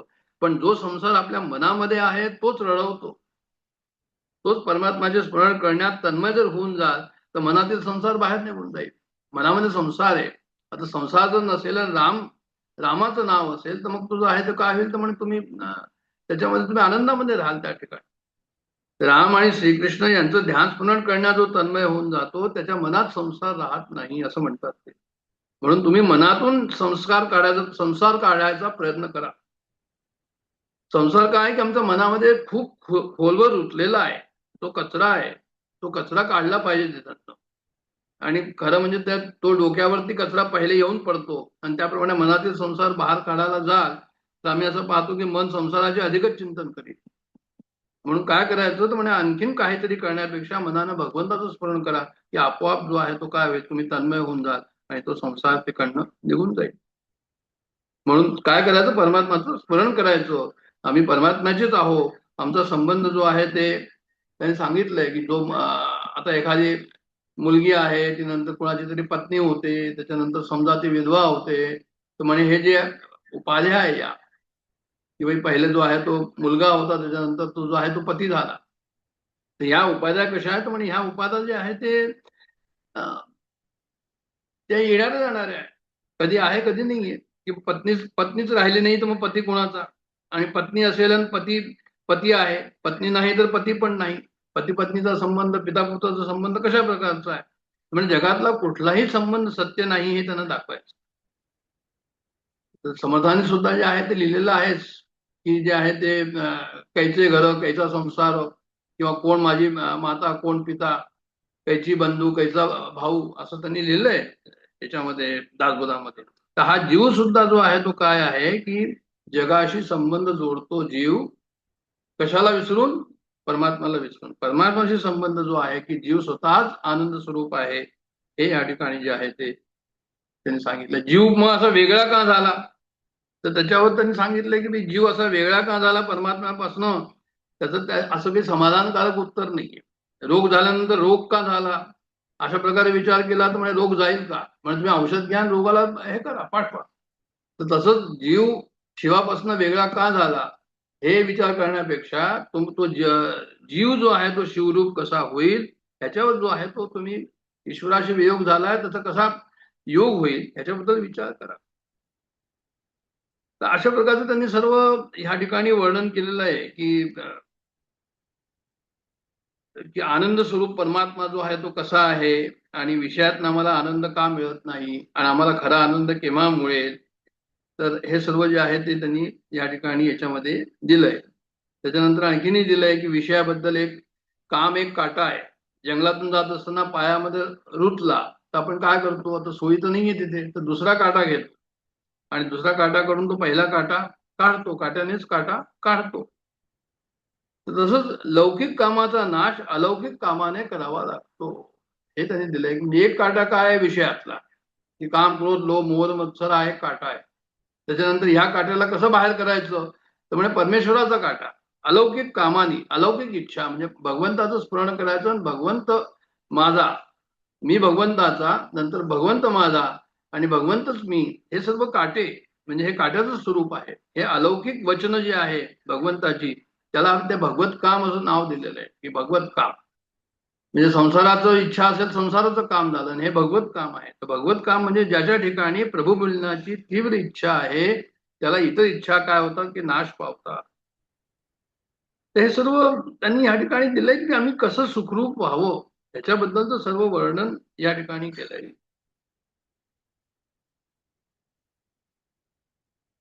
नंतर जे आहे ते पुढे आणखीन त्यांनी दिलंय की सर्व जगच काममय आहे, संसाराचं मूळच काम आहे. आणि जिथे अधिक भागामध्ये कामाचंच राज्य दिसेल, तिथे मनुष्य जेव्हा बहिर्मुख होतो तेव्हा त्याला जो आहे तो बाहेरच्या सर्व इच्छा दिसतात. तर त्यांना सांगतच कसं की सदा सर्व काळ भक्ती करण्याची सवय लावून घ्या. सतत भक्ती केली तर श्रीराम प्रकट होतात. आता आपला वेळ झालेला आहे म्हणून मी ही जवळजवळ संपलंच आहे याचं वर्णन या ठिकाणी. की जे आहे ते एक फक्त मुद्दा यांनी असा लिहिला आहे की श्रीराम प्रकट होतात, श्रीरामाचा जन्म होत नाही असं लिहिलंय त्यांनी या ठिकाणी. तर श्रीरामाचा जन्म होत नाही, श्रीराम प्रकट होतात. श्रीकृष्णाचा जन्म होत नाही, श्रीकृष्ण प्रकट होतात. रामायणामध्ये स्पष्ट वर्णन आलेले आहे की रामाचा जन्म झाला नाही, त्यांचे प्रागट्य झाले. श्रीराम काय कौशल्य मातेच्या पोटातून आले, त्यामुळे श्रीकृष्ण काय देवकीच्या पोटातून आले, त्यामुळे ते बाहेरून प्रकट झाले. राम देखील बाहेरूनच प्रकट झाले आणि त्यांनी बालस्वरूप धारण केलं. आणि रामायणामध्ये त्याचं त्यांनी एक श्लोक या ठिकाणी टाकला आहे की भगवान अवतार धारण करतात, प्रकट होतात. म्हणजे शरीर माता पित्यांच्या शरीरापासून निर्माण होतं असं नसून ते जे आहे ते प्रगट होतात, असं तो श्लोक आहे या ठिकाणी रामायणामध्ये. त्याचं त्यांनी उदाहरण केलंय की रामाचा जन्म होत नाही, रामाचं प्रागट्य होतं, भगवंताचा अवतार होतो, अशा प्रकारचं. म्हणजे याचा अर्थ काय झाला की मायेचा पडदा दूर करून ते प्रगट होतात. भगवंताचा जन्म होत नाही, प्रागट्य होतं. त्यानंतर त्यांनी असं विचारलंय की आता भगवंत आपल्यामध्ये कसे राहतात संसारामध्ये, तर म्हणे ते नामाने राहतात, म्हणजे रूपाने नाही राहत. आपले स्वरूप गुप्त ठेवतात, गुप्त रूपाने तर राहतात, पण माझं रूप अतिशय सुंदर आहे म्हणून मी कोणाला दाखवत नाही, असंही त्यांनी एक त्या ठिकाणी आर्ग्युमेंट सारखं केलेलं आहे. पण मुख्य म्हणजे काय आहे की त्यांनी असं दिलंय या ठिकाणी की म्हणजे आम्ही जे आहे ते भगवंताचं रूप कसं पाहायचं, तर म्हणजे त्याचं नाम घेत राहावं नेहमी. आणि नाम जर आम्ही नेहमी घेत राहिलो तर मग जे आहे ते काय होईल की त्यांचं स्वरूप आमचा त्याचा अनुभव होईल आम्हाला. अशा प्रकारे तो विचार या ठिकाणी दिलाय. आणि विथ दिस काय हे पूर्ण होतं. आणि 22वां शिवकथा म्हणून आहे ते आपण पुढे याच्यानंतर पाहूया. आणि सध्याची मी इथे विरमतो. जय जय रघुवीर समर्थ.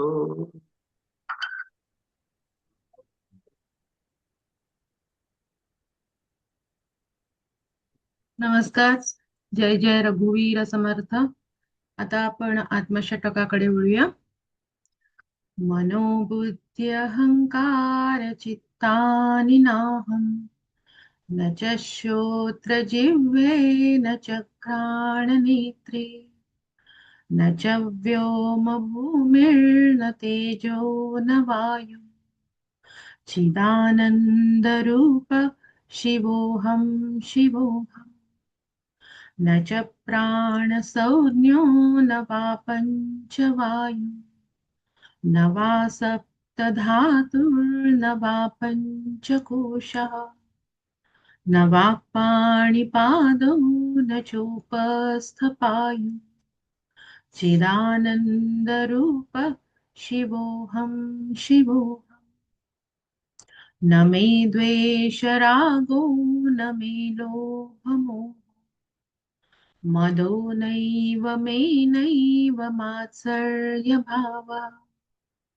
न धर्मो न चार्थो न कामो न मोक्षः, चिदानन्दरूप शिवोऽहं शिवोऽहम्, न पुण्यं न पापं न सौख्यं न दुःखं, न मन्त्रो न तीर्थं न वेदा न यज्ञः, अहं भोजनं नैव भोज्यं न भोक्ता, चिदानन्दरूप शिवोऽहं शिवोऽहम्, न मे मृत्युशङ्का न मे जातिभेदः, पिता नैव मे नैव माता न जन्म न बन्धुर्न मित्रं गुरुर्नैव शिष्यः चिदानन्दरूप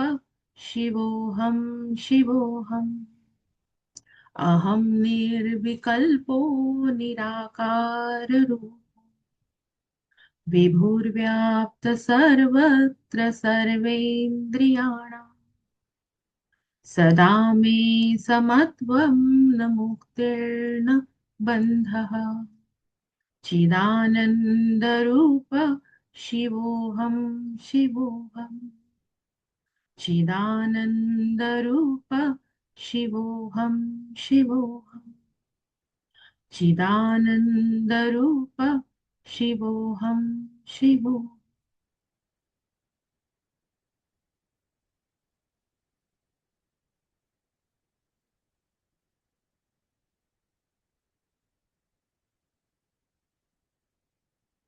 ॐ पूर्णमद पूर्णमिदं पूर्णा पूर्णमुदच्यते पूर्णस्य पूर्णमादाय पूर्णमेवावशिष्यते